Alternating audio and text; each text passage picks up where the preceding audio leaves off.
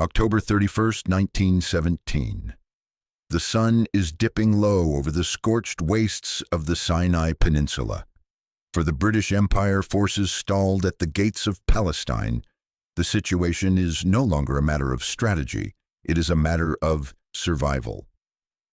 So let's begin with a cold, hard fact. 60,000 men and 15,000 horses are currently dying of thirst. They have been trekking through the dust for days, choked by a heat that melts the grease in their rifles. Behind them lies a barren desert. In front of them, the heavily fortified town of Beersheba. By late afternoon, the British command faces a brutal choice. General Harry Chauvel knows that if the town's ancient wells are not captured before nightfall, the Turks will blow them up. If that happens, his entire army will simply wither away in the sand. But the Turkish defenses are formidable. Deep trenches, jagged wire, and German manned machine guns cover every inch of the open ground. Standard military logic says a frontal assault is suicide. In an age of steel, high explosives, and trenches, the horse is a relic, a ghost from a bygone era. Yet what happened next would defy every rule in the tactical manual. It turns out the reality was much darker. The fate of the Middle East rested on the shoulders of 800 Australian farmers and a catastrophic technical error by the Ottoman gunners that no one saw coming. To understand the gamble at Beersheba, we have to look at the chessboard. For 6 months, the British had been hammered at Gaza. The line was a stalemate.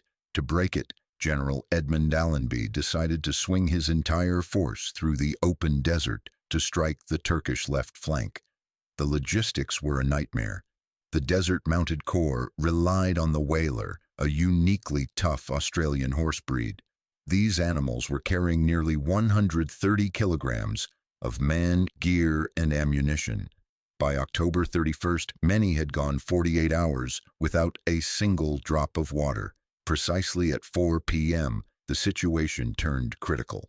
The infantry had captured the high ground at Tel El Saba, but the town and those vital 17 wells remained in Turkish hands. General Harry Chauvel was faced with a choice that went against every grain of his training. The 4th Light Horse Brigade were not true cavalry, they were mounted infantry. They didn't carry sabers or lances, but Chauvel knew that if they dismounted, the Turkish machine guns would chew them to pieces. So he gave a stunning order: charge. The men reached for their 17-inch P1907 bayonets. They held them in their hands like daggers. They weren't just attacking a trench line, they were racing against a setting sun. At 4:30 p.m., the horizon begins to move. 800 horses start at a walk, then a trot, then a steady canter. As the Turkish shells start to bloom in the sky, the Australian commanders give the signal. The sound is like rolling thunder. This is where the technical failure of the Ottoman defense becomes apparent. The Turkish and German officers behind the Krupp 77mm guns are trained for traditional warfare. They see cavalry and they wait for them to stop and dismount. But the Australians don't stop. They are moving at over 30 miles per hour. As the light horse closed the gap, the Ottoman gunners panicked. They began to fire rapidly, but they failed to adjust their sights downward. They were still aimed at the distance where the charge started. As the horses accelerated, the Turkish bullets began to whistle harmlessly over the Australians' heads. The Ottoman infantry saw the glint of those 17-inch bayonets and realized too late that the mad Australians weren't stopping. The first wave reached the trenches. The horses didn't hesitate, they leapt. Men tumbled from their saddles, hitting the dirt and immediately lunging with their bayonets. The Australians didn't stop to clear the trenches. The first wave rode straight into the town to secure the wells. By the time the dust settled, the impenetrable gateway to Palestine had been shattered in less than an hour. The cost was remarkably low, but the aftermath was heavy. Only 31 Australians were killed. They captured over 1,000 prisoners and saved the wells. But for the horses, there was no journey home. Because of strict quarantine laws, the government ordered the whalers be left behind.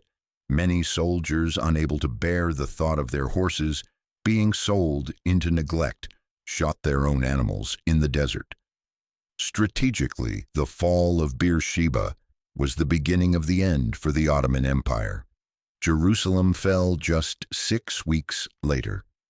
Today, at the Beersheba War Cemetery, the site stands as a testament to a moment when the mechanical age was beaten by raw momentum. In a story that spans over 80 years, the lesson remains clear. Military technology is only as effective as the men operating it. On that afternoon, the Ottoman gunners relied on their manuals, but they failed to account for the speed of men who had nothing left to lose. It was the last great charge, a final thundering echo shattering the steel of the 20th century.